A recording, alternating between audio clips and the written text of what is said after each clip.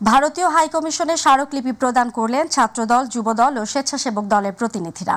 ভারতের ত্রিপুরা রাজ্যের আগরতলায় বাংলাদেশের সহকারী হাইকমিশনে হামলা ও জাতীয় পতাকার অবমাননা এবং সাম্প্রদায়িক দাঙ্গা সৃষ্টির অপচেষ্টার প্রতিবাদে বিএনপির এই ৩ অঙ্গ সংগঠন যৌথভাবে এ কর্মসূচির ডাক দেয়।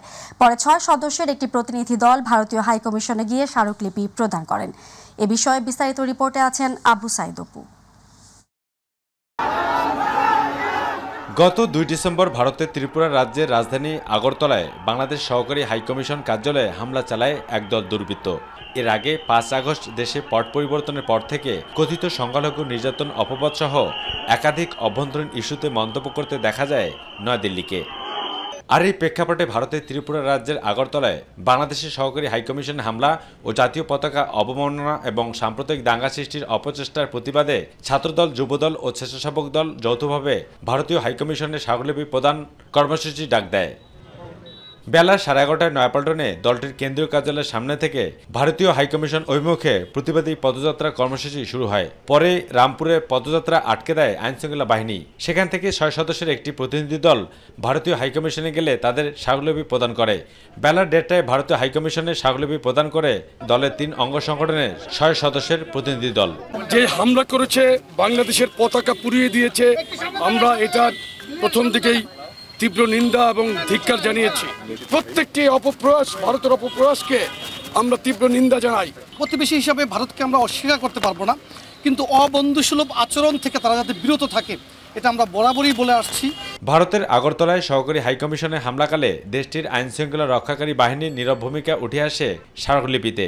বলা হয়, চিন্ময় গ্রেপ্তার ইস্যুতে প্রতিবেশী দেশের মিডিয়া থেকে শুরু করে রাজনীতিবিদরা ভিন্ন পথে বর্ণনা করছে, যা অস্থিতিশীল পরিবেশ তৈরির কারণ। আমাদের রাষ্ট্রদূতরা রয়েছে, তাদেরকে ভয়ভীতি দেখিয়ে তারা কক্ষ থেকে বের করে দিয়েছিল। যেটি ভিয়েনা কনভেনশন 1961-এর সুস্পষ্ট লঙ্ঘন 26 দ্বারাই, সেটি আমরা এখানে আমাদের স্মারকলিপিতে সেটি আমরা বলার চেষ্টা করেছি। ভূ রাজনৈতিক স্থিতিশীলতার জন্য পারস্পরিক শ্রদ্ধাবোধ ও সমতাসুলভ বন্ধুত্বপূর্ণ সম্পর্ক স্থাপনে নয়াদিল্লির প্রতি দৃষ্টি আকর্ষণ করে বিএনপির এই ৩ অঙ্গ সংগঠন। আবু সাইদ অপু, মাই টিভি, ঢাকা। ভারত বাংলাদেশ সম্পর্কে উন্নয়নের সচিব পর্যায়ের বৈঠকে ফলপ্রসূ আলোচনা হবার প্রত্যাশা ব্যক্ত করেছেন পররাষ্ট্র উপদেষ্টা তৌহিদ হোসেন। সকালে জাতীয় প্রেস ক্লাবে এক অনুষ্ঠানে তিনি বলেন, সার্ক সম্মেলনে ত্রিপাক্ষিক নানা চুক্তি হতো যদি বন্ধুত্ব সহযোগিতা বাড়াতে কার্যকর ভূমিকা থাকত। এ সময় সার্কের সহযোগী দেশগুলোর মধ্যে আঞ্চলিক সহযোগিতা ও বাণিজ্য বাড়ানোর জন্য সার্ককে কার্যকরী ভূমিকা রাখার আহ্বান জানান এফবিসিসিআই সাবেক সভাপতি আব্দুল আউয়াল মিন্টু। বিস্তারিত রিপোর্টে আছেন জাহিদ আহমেদ বাবু। প্রতিবেশী দেশগুলোর মধ্যে পারস্পরিক সম্পর্ক সম্প্রীতির বন্ধনে আবদ্ধ রাখতে সার্ক জার্নালিস্ট ফ্রম বাংলাদেশ চ্যাপ্টারের এই আলোচনা সভা সমাধান করবার জন্য সার্ক একটি বড় ভূমিকা পালন করতে পারত যদি সে সার্ক কার্যকর থাকতো। আলোচনায় উঠে আসে সাম্প্রতিক সময়ে বাংলাদেশ ভারতের মধ্যে সম্পর্কে টানাপোড়েনের নানা প্রসঙ্গ। ভারত ওয়ার্ল্ডে নেতৃত্ব দিবে, আমরা চাই সে ওয়ার্ল্ডে নেতৃত্ব দেখ। ওয়ার্ল্ডে রাশিয়া, আমেরিকা, চায়নার সাথে তারা প্রতিদ্বন্দ্বিতা করবে। আমাদের প্রতিবেশী দেশগুলোর সাথে তারা এভাবে সংকট লাগিয়ে রাখলে তাহলে কিভাবে তারা বিশ্বের নেতৃত্ব দিবে? এ সময় সার্কের সহযোগী দেশগুলোর মধ্যে আঞ্চলিক সহযোগিতা ও বাণিজ্য বাড়াতে কার্যকরী ভূমিকা রাখার আহ্বান জানান ব্যবসায়ী নেতা আব্দুল আউয়াল মিন্টু।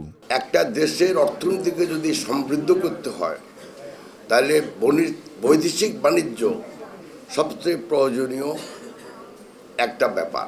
ব্যবসা বাণিজ্য এবং নিজেদের সমৃদ্ধির জন্য আমার দৃঢ় বিশ্বাস দেয় আমাদের এই সার্ককে কার্যকর রাখতে হবে। তবে দুদেশের পারস্পরিক সম্পর্কের উন্নয়নে ভারতের সচিব পর্যায়ে যে বৈঠক হবে সেই আলোচনা ফলপ্রসূ হবে বলে আশাবাদ প্রকাশ করেন অন্তর্বর্তীকালীন সরকারের পররাষ্ট্র উপদেষ্টা। আপনারা জানেন যে আগামীকাল এখানে ভারতের পররাষ্ট্র সচিব আসছেন, আমাদের পররাষ্ট্র সচিবের সাথে আলাপ করবেন। এটা কিন্তু একটা স্ট্যান্ডিং মেকানিজম, এটা অস্বাভাবিক কিছু না। প্রতি বছর একজন যান ওপাশে, পরের বছর ওপাশ থেকে একজন আসেন পররাষ্ট্র সচিব পর্যায়ে। এটা ফরেন অফিস কনসালটেশন বলা হয় এটাকে, দীর্ঘদিন যাবৎ চলছে এবং তারই অংশ হিসেবে তিনি আসছেন। আমি আশা করব যে তারা একটা ফলপ্রসূ আলোচনা করবেন।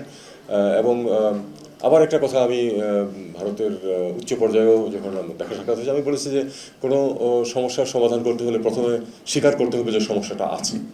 ব্যবসা বাণিজ্য সম্প্রসারণের ক্ষেত্রে ভারতকে সঙ্গে নিয়ে এবং নিজেদের স্বার্থ রক্ষায় সার্ককে উজ্জীবিত করার পরামর্শও দেন তৌহিদ হোসেন। এই অচল অবস্থা আমরা কাটিয়ে উঠতে পারবো। অচল অবস্থা কাটিয়ে ওঠার জন্য সবচেয়ে গুরুত্বপূর্ণ হচ্ছে পারস্পরিক যোগাযোগ স্থাপন। জাহিদ আহমেদ বাবু, মাই টিভি, ঢাকা। সকল মানুষকে ঐক্যবদ্ধ করতে পারলে দেশ পুনর্গঠন সম্ভব বলে মন্তব্য করেছেন বিএনপির ভারপ্রাপ্ত চেয়ারম্যান তারেক রহমান। রোববার রংপুর ও বরিশালে দলটির বিভাগীয় কর্মশালায় ভার্চুয়ালি যুক্ত হয়ে একথা বলেন তিনি। আওয়ামী লীগ সংখ্যালঘুদের উপর অত্যাচার চালিয়েছে উল্লেখ করে তিনি বলেন, আওয়ামী লীগ ক্ষমতায় টিকে থাকার জন্য সব জায়গায় বিভেদ তৈরি করেছিল। আতিকুর রহমান তিতাসের রিপোর্ট। রাষ্ট্রকাঠামো মেরামতের ৩১ দফা ও জনসম্পৃক্তি নিয়ে রংপুর ও বরিশাল বিভাগীয় প্রশিক্ষণ কর্মশালায় ভার্চুয়ালি যুক্ত হন বিএনপির ভারপ্রাপ্ত চেয়ারম্যান তারেক রহমান। আমার দুই বিভাগের জেলা পর্যায়ের বিএনপি সহ সকল অঙ্গ সহযোগী সংগঠনের সহকর্মীবৃন্দ, আসসালামু আলাইকুম। প্রধান অতিথির বক্তব্যে তিনি বলেন, সকল মানুষকে ঐক্যবদ্ধ করতে পারলেই দেশ পুনর্গঠন সম্ভব। বিএনপি সকল দলকে নিয়ে সরকার গঠন করতে চায়, যেখানে সবাই মতামত প্রকাশ করতে পারবে। দেশকে গড়তে হলে, পুনর্গঠন করতে হলে আমাদের জাতিকে ঐক্যবদ্ধ করতে হবে।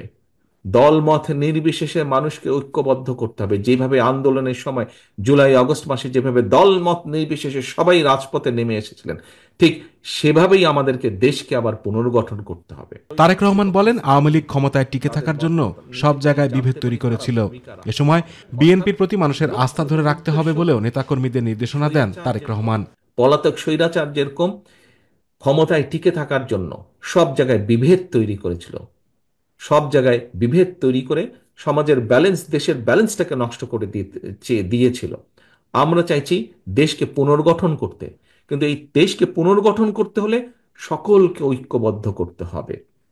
যেই কথাটি বলছিলাম যে মানুষের আস্থা আছে বিএনপির প্রতি, কিন্তু এই আস্থাকে তো ধরে রাখতে হবে। সরকার গঠন করতে পারলে গণ অভ্যুত্থান সহ গত ১৫ বছরে নিহতদের স্মরণে স্থাপনা ও নিহতদের পরিবারের সদস্যদের যোগ্যতার ভিত্তিতে রাষ্ট্রীয়ভাবে চাকরির ব্যবস্থা করা হবে বলেও মন্তব্য করেন বিএনপির ভারপ্রাপ্ত চেয়ারম্যান তারেক রহমান। জনগণের যেই প্রত্যাশিত ভূমিকা আমাদের কাছে, সেই ভূমিকা যাতে আমরা রাখতে পারি, আমাদের কথাবার্তা, উঠা বসা, চলন বলনে যাতে কোনোভাবেই জনগণের আস্থাকে আঘাত না করে, আমরা সেই ব্যাপারে সচেতন থাকব, সেই ব্যাপারে সচেষ্ট থাকব। আতিকুর রহমান তিতাস, মাই টিভি। ফেসবুকে বাংলাদেশ নিয়ে বিভ্রান্তিমূলক অপপ্রচার ঠেকাতে ব্যবস্থা নেওয়ার জন্য মেটাকে আহ্বান জানিয়েছেন অন্তর্বর্তী সরকারের প্রধান উপদেষ্টা ডক্টর মোহাম্মদ ইউনূস। রোববার মেটার পরিচালক মিরান্ডা সিসন্সের সঙ্গে সাক্ষাৎকালে প্রধান উপদেষ্টা এ আহ্বান জানান। জুলাই আগস্ট গণ অভ্যুত্থানের অর্জনকে নস্যাৎ করতে কিছু দেশ থেকে বাংলাদেশের বিরুদ্ধে বিভ্রান্তিমূলক প্রচারণা চালানো হচ্ছে বলে উল্লেখ করে তিনি বলেন, ব্যাপক হারে বিভ্রান্তিমূলক প্রচারণা চলছে। প্রধান উপদেষ্টা মেটাকে তরুণ উদ্যোক্তাদের জন্য প্রযুক্তিকে আরও সহজ করার আহ্বান জানিয়ে বলেন, তরুণদের উদ্যোক্তা হিসেবে গড়ে তুলতে ফেসবুক ব্যবহার করা যেতে পারে। দেশের তরুণ জনগোষ্ঠীর স্বার্থে বাংলাদেশ সরকার ফেসবুকের সঙ্গে যুক্ত থাকবে।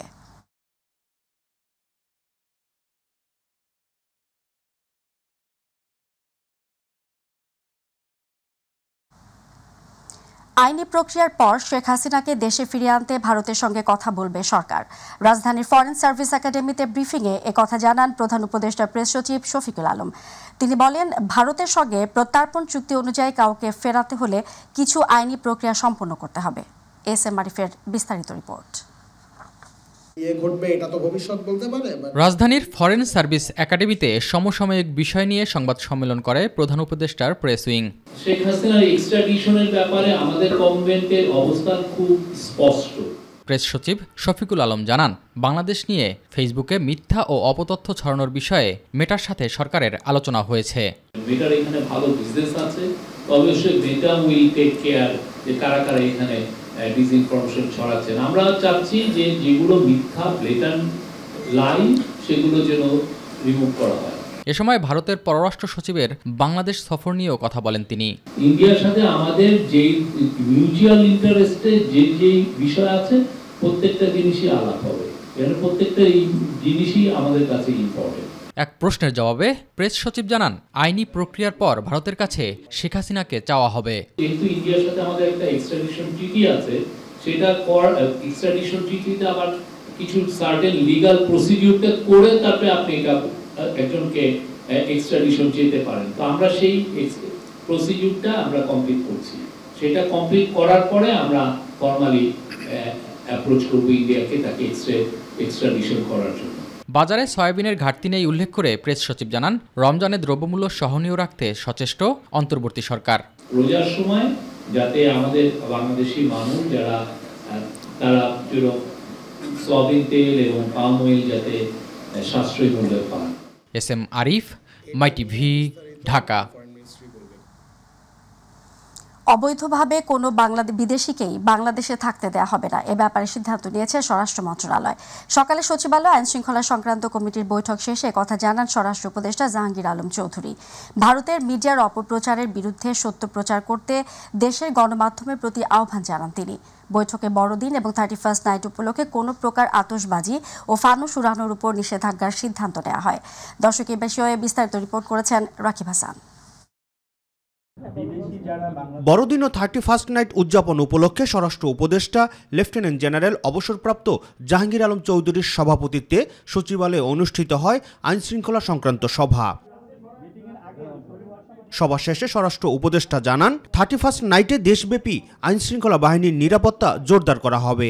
31st নাইট আমরা বলি, ওই সময় আমাদের অনেক সময় কিছু আমাদের ইয়াং জেনারেশনের ভিতরে একটু উচ্ছৃঙ্খলতা দেখা দেয়। এটার ক্ষেত্রে আপনারা যদি তাকেও একটু আগে থেকে বুঝান যে এইটা করাটা ঠিক না, এবং অনেক সময় তারা বিভিন্ন জায়গায় বিভিন্ন ধরনের পানিশানি খায়, এইগুলিও আপনারা একটু নিষেধ করতে পারেন। এটা কিন্তু আপনারাই পারেন আগে থেকে যদি একটুখানি লিখেন ঠিকেন, তো কিন্তু এরা সাবধান হবে। বাট আমরা 31st নাইটে যে আমাদের যে নর্মাল বারগুলি আছে এগুলি আমরা বন্ধ রাখবো। সাংবাদিকদের প্রশ্নের জবাবে তিনি বলেন, অবৈধভাবে বিদেশিদের বাংলাদেশে থাকতে দেয়া হবে না। কোনো বিদেশিকেই অবৈধভাবে বাংলাদেশে থাকতে দেওয়া হবে না। স্ট্যাটিস্টিক্সটা নাই, এটা যদি থাকতো তো আমি বলে দিতাম যে এতজন আছে। অনেক দেশেরই আছে, আমি কোনো দেশের নাম মেনশন করতে চাচ্ছি না। বর্ডারে অবৈধ অনুপ্রবেশ কোনোভাবেই বরদাস্ত করা হবে না জানিয়ে সীমান্তে বিজেপি সতর্ক রয়েছে বলেও জানান স্বরাষ্ট্র উপদেষ্টা জাহাঙ্গীর আলম চৌধুরী। বর্ডারে কোনো অবৈধ অনুপ্রবেশ কোথাও এবং কোনো সময় বরদাস্ত করা হবে না। রাকিব হাসান, মাইটিভি, ঢাকা। অন্তর্বর্তী সরকারের প্রধান উপদেষ্টা ডক্টর মোহাম্মদ ইউনূসের বিরুদ্ধে শ্রম আইনের 5 মামলার কার্যক্রম বাতিল করে হাইকোর্টের দেয়া রায় বহাল রেখেছেন আপিল বিভাগ। আজ হাইকোর্টের রায়ের বিরুদ্ধে রাষ্ট্রপক্ষের করা লিভ টু আপিল খারিজ করে দেন বিচারপতি আশফাকুল ইসলামের নেতৃত্বাধীন 3 বিচারপতির বেঞ্চ। এদিকে বহুল আলোচিত চট্টগ্রামে 10 ট্রাক অস্ত্র চোরাচালানের ঘটনায় করা মামলায় আপিল শুনানিতে আসামিদের পক্ষে যুক্তিতর্ক উপস্থাপন শুরু হয়েছে। আরও জানাচ্ছেন সাইদুর রহমান আবির।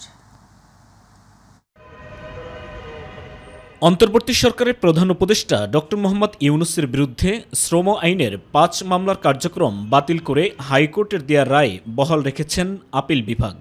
আজ হাইকোর্টের রায়ের বিরুদ্ধে রাষ্ট্রপক্ষের করা লিভ টু আপিল খারিজ করে দেন বিচারপতি আশফাকুল ইসলামের নেতৃত্বাধীন 3 বিচারপতির বেঞ্চ। এর ফলে শ্রম আইনের 5 মামলার কার্যক্রমই বাতিল থাকবে বলে জানান আইনজীবী।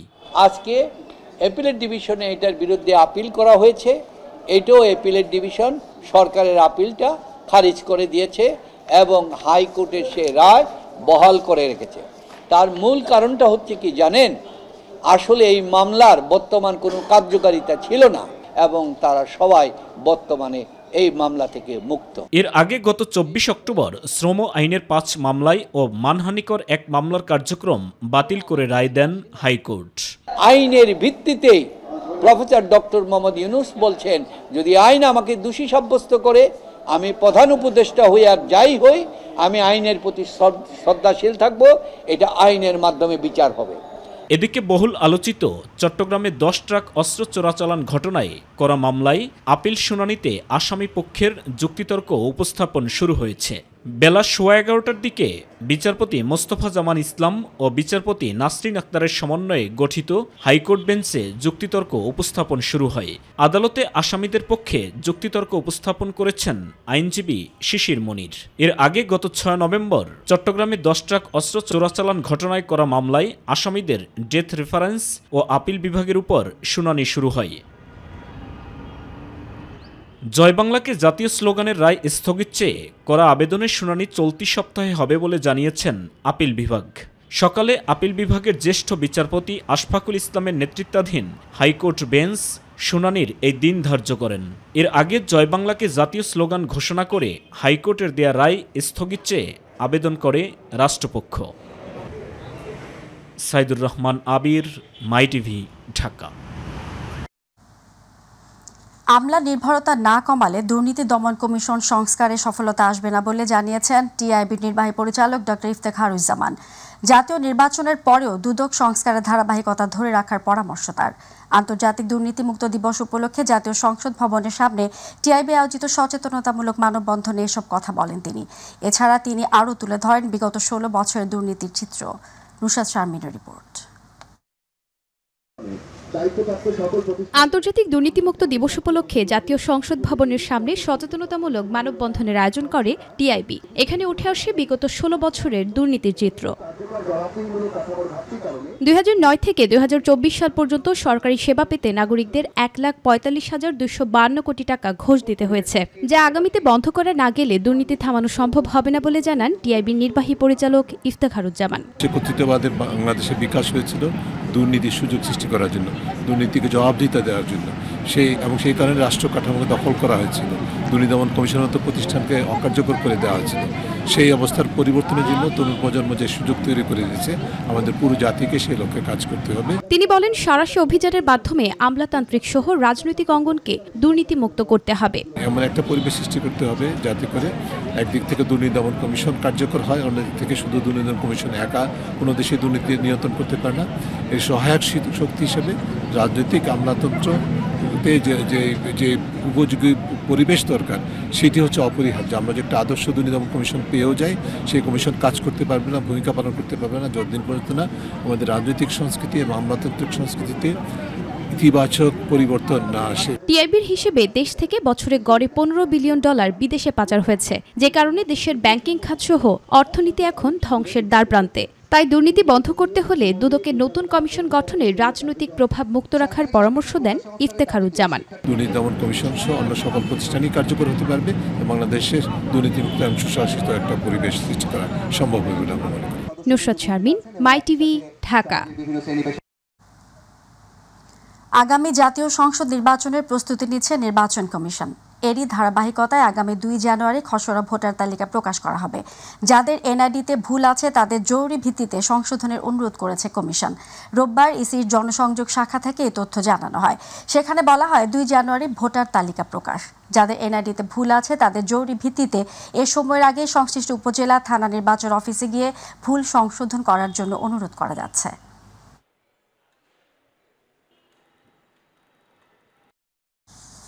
প্রাথমিক ও গণশিক্ষা মন্ত্রণালয়ের উপদেষ্টা অধ্যাপক ডক্টর বিধান রঞ্জন রায় পোদ্দার বলেছেন, ছাত্র জনতার গণঅভ্যুত্থান ঘটানো আগামী দিনে পাঠ্য বই উপস্থাপন করা হবে। তিনি আরও বলেন, সরকারি প্রাথমিক বিদ্যালয়ে 93% শিক্ষকই মেধার ভিত্তিতে নিয়োগ দেওয়া হবে।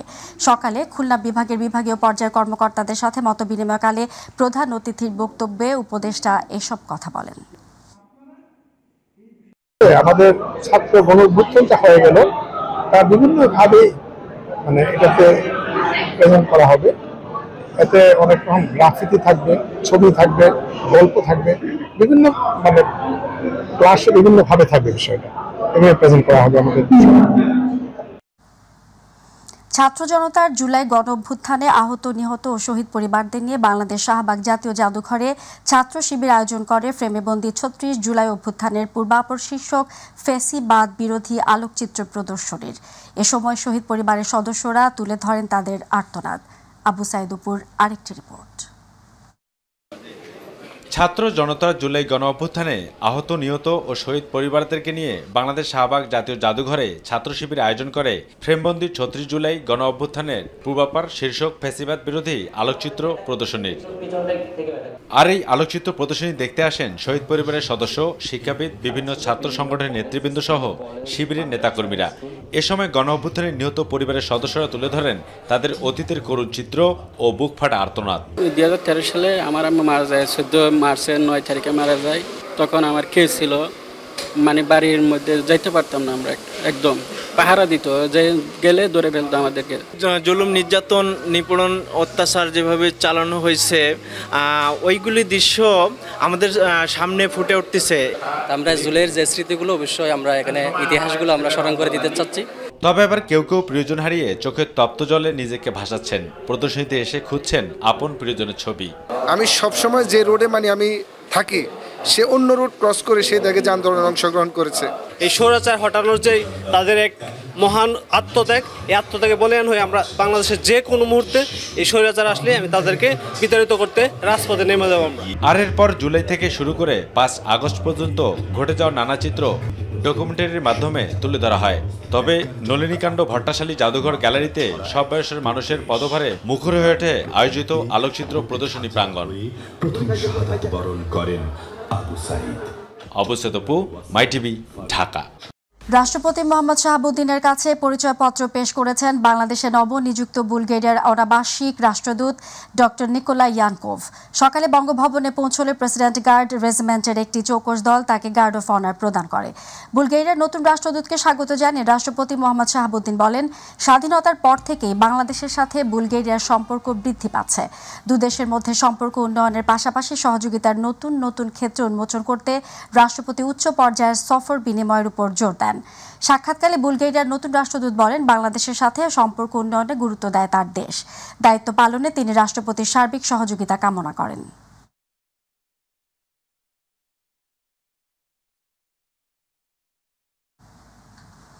জনগণের আশা আকাঙ্ক্ষার প্রতিফলন এবং ন্যায্যতার ভিত্তিতে একটি কার্যকর ও সমৃদ্ধ দক্ষিণ এশিয়া গঠনে প্রতিবেশী দেশগুলোর সাথে বাংলাদেশকেও কার্যকরী ভূমিকা রাখতে হবে বলে মনে করেছেন জুলাই 36 ফোরামের নেতারা। জাতীয় প্রেসক্লাবে আয়োজিত আলোচনা সভায় তারা এসব কথা বলেন। এছাড়াও সার্কভুক্ত দেশসমূহের মধ্যে চলমান রাজনৈতিক অস্থিরতা দূর করতে একটি শক্তিশালী আঞ্চলিক ফোরাম গড়ে তোলার আহ্বানও জানান আলোচকরা।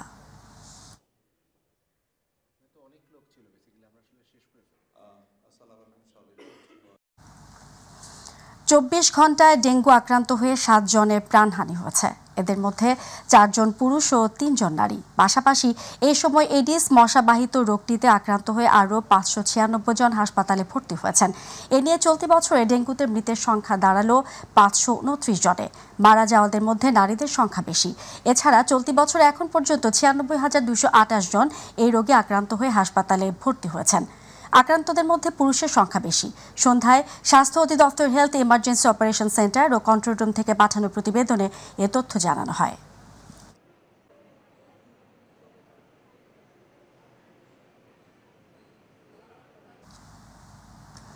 কুমিল্লার চান্দিনায় বার্ষিক সমাপনী পরীক্ষা হলে হঠাৎ অসুস্থ হয়ে পড়েন 20 শিক্ষার্থী।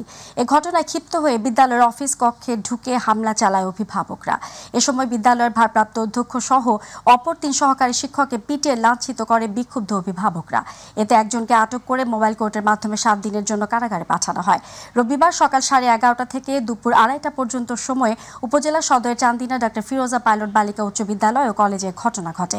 চান্দিনা থানা অফিসার ইনচার্জ জানান, গুজব রটিয়ে কিছু অভিভাবক এমন ঘটনা ঘটিয়েছে। শুধু ঘুমিয়ে আসে আর মাথা ঘুরায় আর শরীর কাঁপতেছিল, যখনই উঠি তখনই শরীর কাঁপে। পরে একে একে দেখি যে অনেক বাচ্চাই অসুস্থ হয়ে গেছে, সবাইকে টিচাররা এখানে নিয়ে আসছে। যারা কোলেকে নিয়ে আসছে ওরাও বমি করতেছে, তো ওরাও তো ফালাই দিলে তো আরো ব্যথা পাবো, শরীরটা জ্বলতেছে আমার। তো আশা পড়লাম, আয়সা একটু আসার পরে আমার একদম পুরো পানির বসা লেগে গেল, শ্বাস ফালাইতে পারতেছি না। দর্শকের পর্যায়ে রয়েছে আমাদের কৃষি।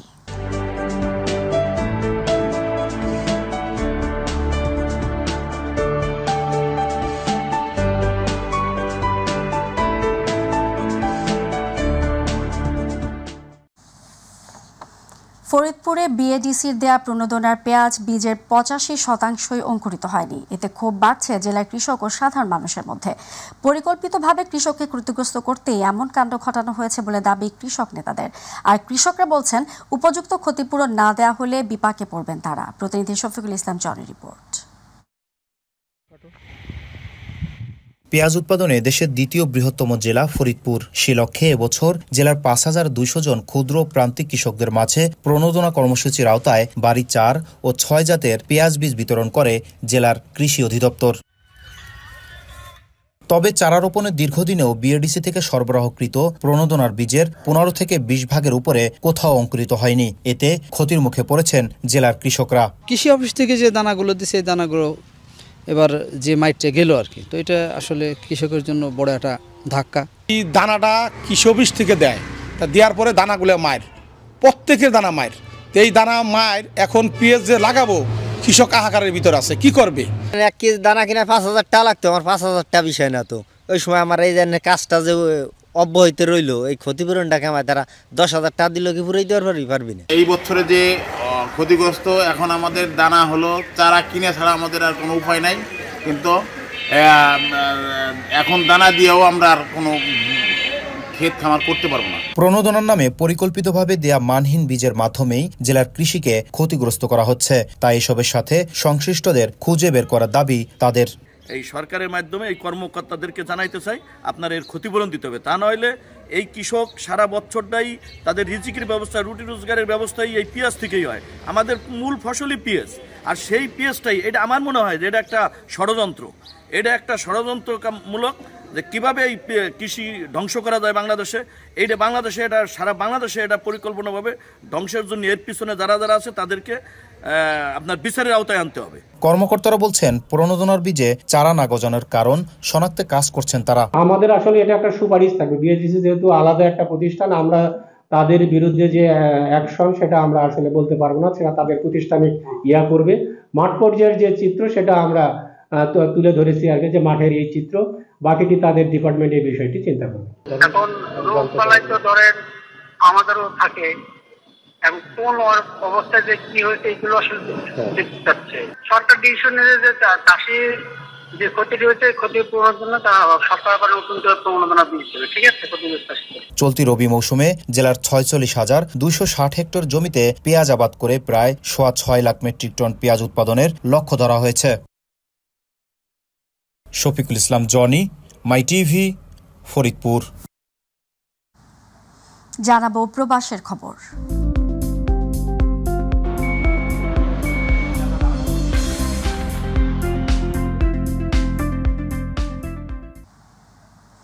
প্রবাসী তরুণদের কুয়েতে বিভিন্ন খেলায় অংশগ্রহণ ও দেশের মর্যাদা বৃদ্ধিতে কাজ করার আহ্বান জানান বাংলাদেশ প্রবাসী ফুটবল ফেডারেশন।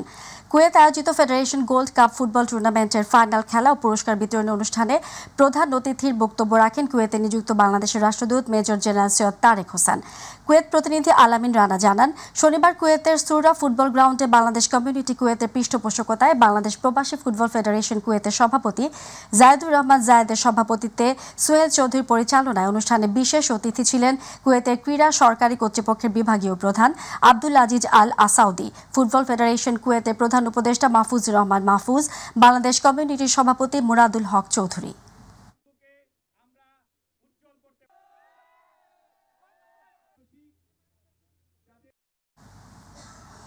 সৌদি আরবের দাম্মামে বৃহত্তর চট্টগ্রাম সমিতির পূর্বাঞ্চলীয় প্রদেশের 2 বছর মেয়াদে নবগঠিত কমিটির পরিচিতি ও আলোচনা সভা অনুষ্ঠিত হয়েছে।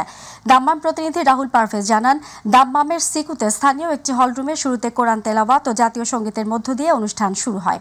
সংগঠনের সভাপতি মোহাম্মদ হাশেম বাবুলের সভাপতিত্বে ও সিনিয়র যুগ্ম সাধারণ সম্পাদক খোরশেদ আলম রুবেলের সঞ্চালনায় অনুষ্ঠানে প্রধান অতিথি ছিলেন বাংলাদেশ ইন্টারন্যাশনাল স্কুলের পরিচালক মোহাম্মদ ইলিয়াস।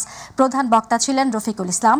বিশেষ অতিথি ছিলেন ডাক্তার আহমেদ সাইদ, বখতিয়ার উদ্দিন, গিয়াসউদ্দিন আহমেদ, তারিক জামান, লোকমান হাকিম, ইসমাইল শাহ, নিয়ামতুল্লাহ, মোহাম্মদ নাসের ও সেকান্দার আলী পিয়ারু এবং এরশাদ হোসেন সহ আরও অনেকে।